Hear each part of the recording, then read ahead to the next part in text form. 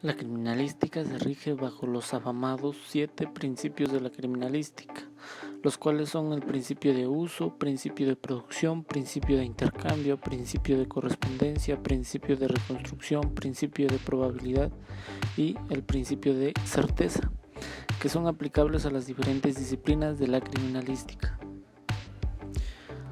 Principio de uso.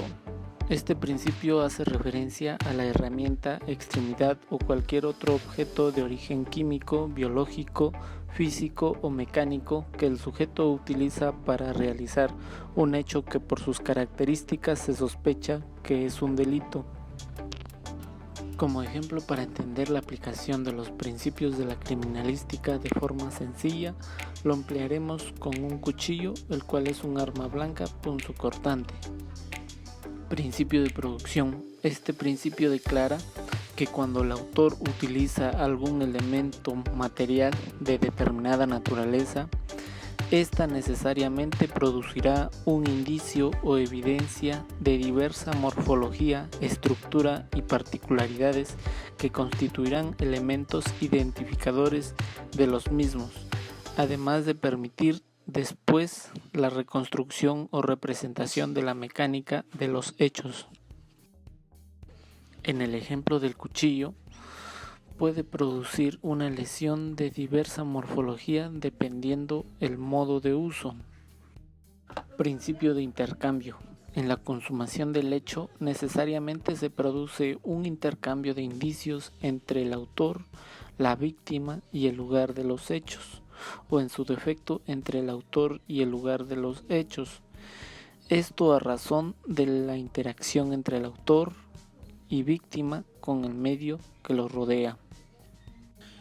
Un aforismo criminalístico ligado a este principio declara que todos los delincuentes, por más precavidos que sean, dejan indicios y o evidencias que determinan su responsabilidad en el lugar de los hechos. En el ejemplo del cuchillo podemos observar que el intercambio de indicios ocurre cuando el cuchillo deja una herida propia del tipo de arma punzocortante, y al hacer esta herida el cuchillo es impregnado de líquido hemático o de sangre. Principio de correspondencia o confrontación. A este principio también se le conoce como principio de identidad, en el cual el criminalista compara dos indicios con el fin de encontrar similitudes o diferencias. A partir de los resultados le permitirán deducir la existencia o inexistencia de similitudes entre ambas muestras, y de esta forma comprobar la existencia de características correspondientes. En el ejemplo podemos observar la correspondencia del tipo de herida con el tipo de arma empleada. Principio de reconstrucción o representación. Este principio también es conocido como principio de inferencia de los hechos.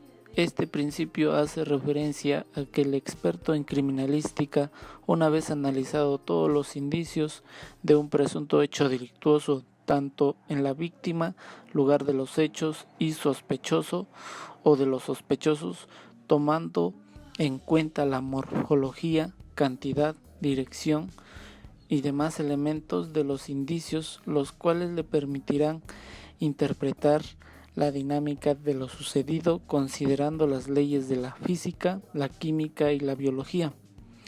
Este principio, con su debido fundamento científico, tiene la intención u objetivo de crear una convicción a los órganos jurisdiccionales de los hechos analizados.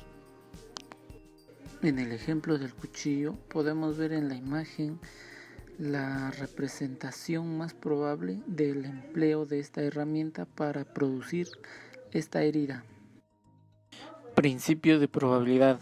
Este principio establece que el investigador de un hecho presuntamente delictuoso, en base a la cantidad de información obtenida de los indicios analizados, puede tener un bajo, mediano o alto grado de probabilidad, o en su defecto carecer de ella.